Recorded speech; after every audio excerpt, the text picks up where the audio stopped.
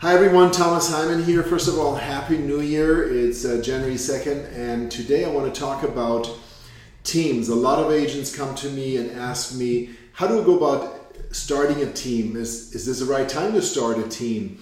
How did you start your team? You know, when I first got into real estate, I wanted to build a high volume business, and the only way you're going to do a couple of hundred transactions a year is through a team structure. So I went and sought out successful teams and modeled what they were doing. So I have a lot of experience with building teams, and I've done hundreds and hundreds and hundreds of transactions a year. The most listings I ever had was right around 250 active listings at one time. So how do you go about starting a team, and should you start a team? I'm going to do a lot of trainings on that subject, but today I just want to give you a little bit of a primer and give that, make that food for thought for you to start to think about if this is something that you want to do. So the first question is why? Why do you want to start a team? It's obviously a hot topic. Everyone's talking about teams. All the big agents are running teams. And, the number one reason really in my mind to start a team is to create more leverage. Now, this does not mean so you don't have to work anymore. There are a handful of teams that actually manage to build a business that is run like a true corporation, and where the team leader has a CEO role and the team is not branded to them, and eventually they can step back from that. But 99.999% of teams are not structured that way. And so when I say creating more leverage, I mean the ability to do more transactions. As a typical real estate agent, you're wearing 35 different hats, and you have literally 35, 40, 50 different jobs if you break it down, and we're going to get to that into different trainings. And there's only so much you can do. You can't work with 10, 15, 20 buyers simultaneously. So you have your time limiting factor. You only have 24 hours in a day. There's only so much you can do. And in order to succeed, you have to provide really amazing raving fan type customer service, an incredible experience. And so by building a team, you create leverage for yourself. And how do you go about it? Well, the first step is to write out all of the different functions that you have right now, all the different hats that you're wearing. And a fantastic resource that I highly recommend you to read before you do anything is Michael Gerber's E-Myth Revisited, where he really goes through the process of taking your job. And most real estate agents really have a job, they own the job, but they don't run a business, and to break it down into the different functions. And you want to assign job descriptions to different roles, and initially you're the one that is wearing all the hats, you're the one that is running all the roles, but you need to get clarity on what are the roles within your business, within your real estate practice. And then ask yourself, okay, which of these areas do I love? Which of these areas are the highest payoff activities? If you're busy doing $10, $50, $20 an hour work, you're never going to make $100 or $200 an hour.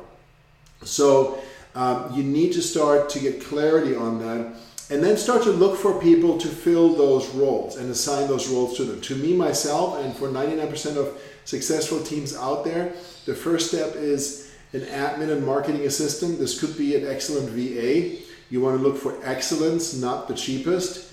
I personally hired someone in office, and that person was my go-to person, my marketing assistant, my admin assistant, and my transaction coordinator all in one.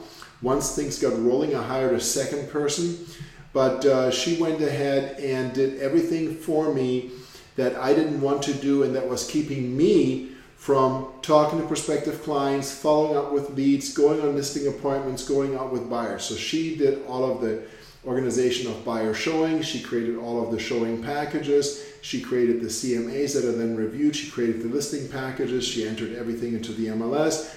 She made sure that the ads were running. Back then in real estate magazines and newspapers. Today you would have someone manage your social media and online marketing, obviously. And so those roles, admin assistant, marketing assistant, and then transaction coordinator, are the most important roles. And today you have the ability to outsource those things. So you can hire a virtual assistant, you can hire a transaction coordinator firm to provide those services to free you up so you can now focus on generating business, on becoming a rainmaker, focus on following up aggressively with your leads, focus on creating massive content for your online marketing campaign and for your branding, and generate more business. And you really should be the person that does all of the business, buyer side and listing side, until you get to the point where you have more than you can handle. It absolutely makes no sense to bring on 1 or 2 buyer agents that are going to take your buyer side of the business, and now you're only getting half the money because the standard split is 50-50, and you still have idle time yourself where you could be doing more. So the admin side, the paperwork, the busy work is the first thing that you need to outsource. When you get to the point where you have more buyer leads coming in, and most team leaders focus on the listing side, and then the listings generate buyer leads. When you get to the point where you have more buyer leads coming in than you can handle yourself effectively, then at that point you have to ask yourself, is the bottleneck my ability to follow up with those leads effectively? In that case, you want to partner with an ISA firm. And I highly recommend Agentology, which now is called Verse, V-E-R-S-E. So if you just type in agentology.com, you're going to get to Verse, or it's verse.io. I don't have any benefit from that. But they are one great provider. There are others out there. I would make sure they stack against them in terms of services provided and cost. But for individual agents, they seem to be one of the better platforms out there. So that would be your next step then. Now you have so many leads coming in, you can't handle them yourself. You get an ISA service to do the initial lead follow-up, which will free you up again. You can work with more buyers, sellers, etc. yourself. And strategically, I would focus on trying to get listing side business, because you cannot work with 5, 10, 15, 20 buyers, but you can easily run 20, 30 listings simultaneously. And as your pipeline begins to build, and again, you get to the point where you no longer have the ability to do everything yourself. And for me, at that time, that was when I did about 50 to 60 transactions. That was now the point when I looked at bringing buyer agents onto my team. And why would a buyer agent join you? What is the value proposition for you to get someone to join your team? And there are really only 2 things that you provide as an effective team leader. The first one is you're the rainmaker, you're providing leads. That buyer agent is going to do 4, 5, 6 transactions a month, because you're going to keep their pipeline filled. The second thing you're going to do is you're going to train them from ground up. And my philosophy always has been, and most successful team leaders work the same way, is to find new people, people that are fresh, people that are smart, people that are ambitious, people that have the right DISC model personality profile, and then train them your way. So in order to make that work, you need to have a training system in place that you can then use to train those people in the right way to do the business the way you want to do it, in the way you know is effective in terms of taking incoming leads, converting them to buyers, creating an amazing customer service experience for those buyers, and so forth. So I hope this gives you a little bit of food for thought.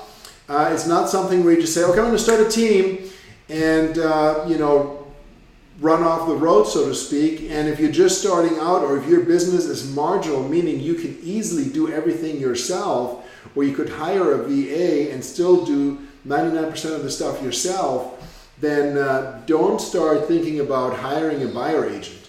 That makes absolutely no sense. So again, the stepping stones are get an admin/marketing assistant, then transaction coordinator. They could be the same person, or they could be virtual people. Then potentially an ISA service like Agentology or Verse, and then start looking at buyer agents to build out your team. So if you find this interesting, please comment, and feel free to ask me any questions, and I will be happy to do more specific training on different steps in building a team and help you make that happen as we enter 2020. Have a fantastic day. Again, my name is Thomas Hyman, and I look forward to the opportunity to talk to you again.